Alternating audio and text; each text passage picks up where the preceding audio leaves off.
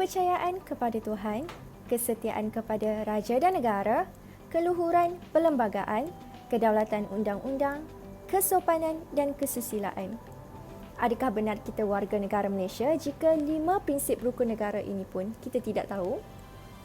Saya Sharifah Azra Natasha binti Syed Alfan Alidrus dari kelas HBU 121-2I dan dari Universiti Teknologi Mara Cawangan Sungai Petani.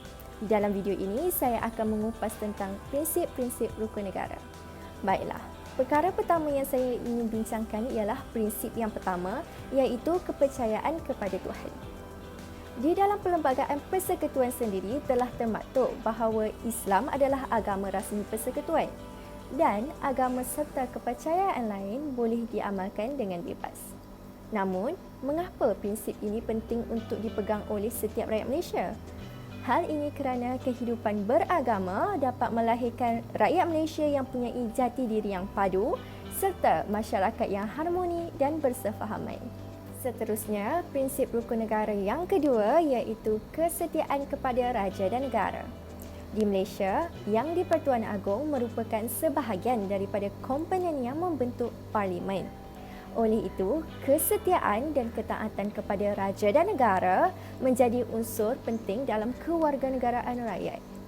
Pegangan yang kukuh terhadap prinsip ini dapat melahirkan rakyat yang bertanggungjawab, sanggup berkorban demi keamanan dan kesejahteraan negara. Prinsip rukun negara yang ketiga pula ialah keluhuran perlembagaan. Prinsip ini membawa maksud ketinggian dan keagungan undang-undang yang dikenali sebagai Perlembagaan Persekutuan. Perlembagaan Malaysia ini menjadi sumber kepada semua undang-undang.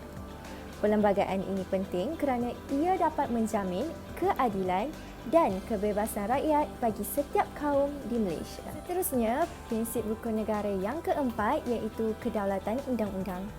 Prinsip ini membawa maksud bahawa setiap rakyat Malaysia adalah sama taraf di sisi undang-undang negara, tidak kira kaum, jantina dan kedudukan. Hal ini penting kerana ia dapat menjamin kebebasan asasi semua warga negara Malaysia.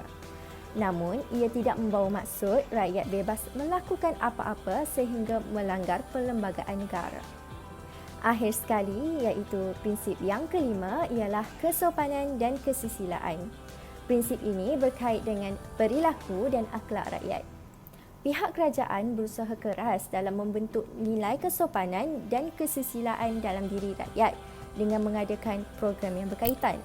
Hal ini kerana kesopanan dan kesusilaan dalam diri rakyat dapat melahirkan masyarakat yang saling menghormati dan mengawal diri daripada membangkitkan hal-hal sensitif. Kesimpulan yang dapat saya buat setelah mengupas kelima-lima prinsip rukun negara ini ialah sebagai warga negara Malaysia, kita bukan sahaja perlu menghafal prinsip rukun negara, namun kita perlu menghayati dan mengaplikasikan prinsip ini di dalam kehidupan kita. Hal ini kerana prinsip rukun negara memberikan kesan yang besar dalam hidup seseorang individu, terutamanya dalam meningkatkan semangat patriotisme dalam diri rakyat di Malaysia. Sekian, terima kasih.